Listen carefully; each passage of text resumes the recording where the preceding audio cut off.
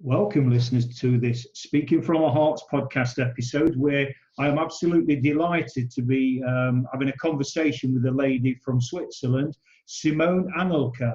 And Simone today is chosen a very, very interesting title, and it's called Listening and Speaking from Our Hearts.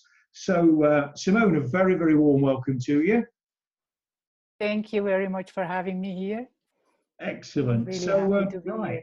Listening and speaking from our hearts, Simone. Tell us more, please. Yes, that's. I'm really passionate about this because it's so much helping myself to connect with myself inside of me and to really deeply, truly listening to the person I'm with. So it's actually. I don't really want to call it a technique. It's a meditation practice in pairs. I learned from a dear friend of mine. His name is Robert Gonzalez, and he actually learned it from his spiritual practice. It's originated in the Enlightenment Intensive. And it's a way of being with each other in the presence of each other and truly deeply listening to each other. And also really speaking speaking your truth, speaking my truth, and being received. Yeah. And that's just a beautiful, beautiful practice. I'm, as I say, really lucky and happy that I'm feeling blessed that this came into my life. Yeah, and you know, Simone, obviously it goes without saying that I totally understand that, because it'd be embarrassing if I didn't understand it, because I've got a podcast called Speaking from Our Hearts. So, if I didn't understand, but the listening bit, I think that's so much overlooked in our world about the power of listening to each other and being present with people. And, there's a train of thought that says the most powerful words are those that are never spoken. And that really heightens the listening element, doesn't it, of being present and feeling what that person's saying and sharing that compassion of, that insight into their world.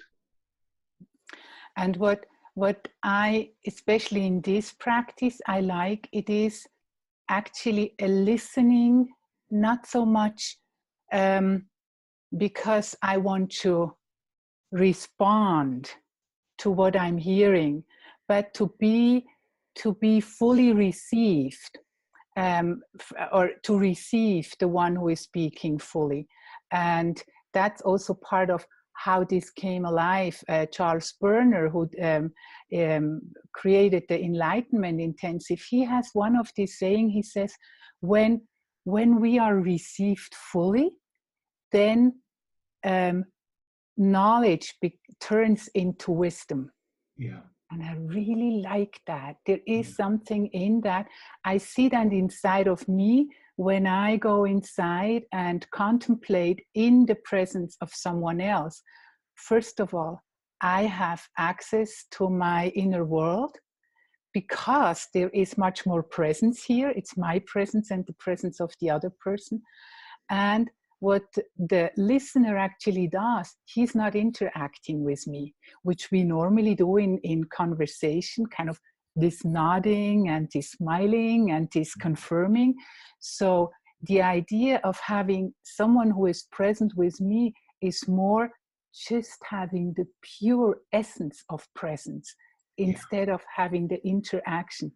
And that by itself causes something inside of me that I can deeply go inside and connect with my inner wisdom. So for me, this is like the purest art of contemplation I ever experienced, because I get access to I become my own guru. It's not about learning from out there, but it's learning from inside out. And then what's also so powerful, I speak it out. Yeah. Many people that meditate in their own inner world, but then there's something bringing this into the space between us. and it's being received in that space. That makes it so powerful. That's, in my understanding, when knowledge, inner knowing, turns into wisdom. Wow. Wow. Mm-hmm.